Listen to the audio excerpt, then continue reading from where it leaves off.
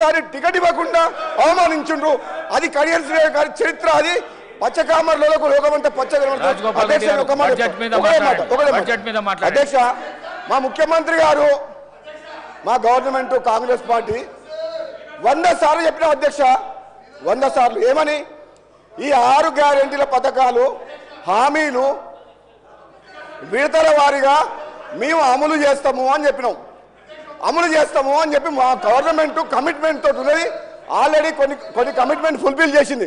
మీరు ప్రతిసారి అసెంబ్లీలో కానీ బయట కానీ అబద్ధాలు ఆడినరు. మీరు ఎప్పుడు చేస్తారు అని అన్నారు. మేము వచ్చి 2 నెలలు అయింది. మీరు 10 ఏళ్ల పాటు డబుల్ బెడ్రూమ్ ఇల్లు కట్టిస్తున్నారు, నిరుద్యోగ భృతి ఇస్తున్నారు, 3 ఎకరాల స్థలం ఇస్తామన్నారు, ₹1,00,000 రుణమాఫీ చేస్తామని చెప్పి 5 ఏళ్ల కింద 2018లో ఎన్నేళ్లకు చేసింది అధ్యక్ష? వీళ్ళు ఇచ్చిన హామీల విషయంలో ఏమో వీళ్ళు గతంలో 10 ఏళ్లు పరిపాలించి ఒక్క హామీ నెరవేర్చలేదు. మాకు 2 నెలలు సమయం కాలేదు.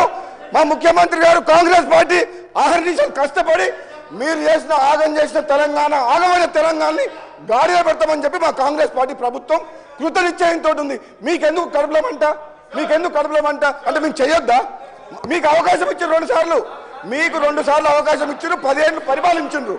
మీరు విద్యని వైద్యని గాలి కొదిలేసిన మనుషులు, నిరుద్యోగులని గాలి కొదిలే మోసం చేసిన మనుషులు, నిరుపేదలకు ఇల్లు కట్టిస్తామని చెప్పి మోసం చేసిన మనుషులు, రైతులని నిలువ ముంచిన మనుషులు, ప్రాజెక్టుల మీద పేరు మీద రీడిజైన్ పేరు మీద కమిషన్ల కోసం ప్రాజెక్టులు కట్టి దోసుకున్న చరిత్ర వీది. మా ప్రభుత్వం తెలంగాణ ఇచ్చిన పార్టీ ఇది. కాంగ్రెస్ పార్టీ ఆనాడు హైదరాబాద్తో కూడిన తెలంగాణ ఎందుకు ఇచ్చింది అధ్యక్ష? వీళ్ళు అప్లై చేసిపోయిండ్రు. నిజంగా చెప్పాలంటే ఇది మిగులు బడ్జెట్ తోటి ఉన్న రాష్ట్రం. మనమే ఒక 10 రాష్ట్రాలకు అప్పిచ్చే పరిస్థితిలో ఉండే అటువంటి రాష్ట్రాన్ని అప్పుల పాలు చేసిన పోయిన గణిత చరిత్ర వీళ్ళది. మనకు అప్పులు ఎందుకు చేయాలి చరిత్ర? మనకు హైదరాబాద్ నగరం ఉంది, బోలెడంత ఆదాయం వస్తుంది. ఈ ఆదాయంతో తెలంగాణను అభివృద్ధి చేసుకోవచ్చు. వీళ్ళు స్వార్థం కోసం అప్పులు చేసి తెలంగాణ రాష్ట్రాన్ని అప్పులు చేసిండ్రు. మళ్ళా మాకు ఈరోజు ఏమంటున్నారు? మీరు ఎట్లా చేస్తారో అంటారు, మేము ఇచ్చిన హామీలు ఎట్లా చేస్తారో అంటారు. మేము చేస్తాం, మేము నిరూపిస్తాం, ప్రజలకు ఇచ్చిన మాట నెరవేరుస్తాం. వీళ్ళు తట్టుకోలేరు అధ్యక్ష, వీళ్ళు తట్టుకోలేరు. మమ్మల్ని తట్టుకునే శక్తి వీళ్ళకి లేదు. దమ్ముంటే కేసీఆర్ని హౌస్లోకి రమ్మని చెప్పారు. దమ్ముంటే మేము నిరూపిస్తాం. మా ముఖ్యమంత్రి గారు చెప్పిండు, ఇప్పుడు మీ నాయకుడిని రమ్మని చెప్పండి అని చెప్పి ముఖ్యమంత్రి గారు నిన్న చెప్పిండు, ఈ రోజు కూడా చెప్పిండు. ఆ దమ్ము లేదు, పారిపోతున్నారు. బయట పోయి మాట్లాడతారు, హౌస్లో మాత్రం చర్చ లేరు. ఈరోజు మా ముఖ్యమంత్రి గారి నాయకత్వంలో ఈరోజు మేమందరం కూడా కమిట్మెంట్ తోటి పనిచేస్తున్నాం. ఒక శ్వేతపత్రం ఆర్థిక పరిస్థితి మీద శ్వేతపత్రం ఇచ్చినాం. కృష్ణా వాటర్ దోపిడీ మీద చర్చ చేసి ప్రజెంటేషన్ ఇచ్చినాం.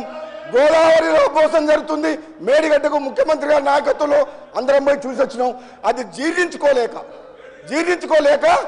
ఇవన్నీ వాళ్ళు చేసే తప్పుల్ని ప్రజలకు తేట తెల్లంగా కళ్ళ కట్టేటట్టు చూపిస్తున్నాం. కాబట్టి అది తట్టుకోలేక ఈ విధంగా మాకు వ్యక్తిగతంగా విమర్శలు చేస్తున్నారు అధ్యక్ష.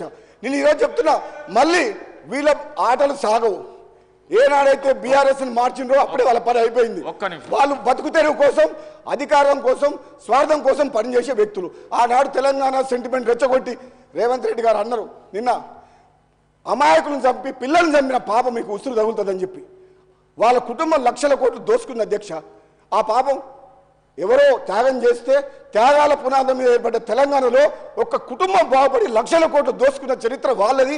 అది తెలంగాణ ప్రజలు 2 సార్లు తప్పు చేసినామని గమనించి ఈరోజు గ్రహించి మళ్ళీ తెలంగాణ ఇచ్చిన కాంగ్రెస్ పార్టీకి పట్టం కట్టిన అధ్యక్ష.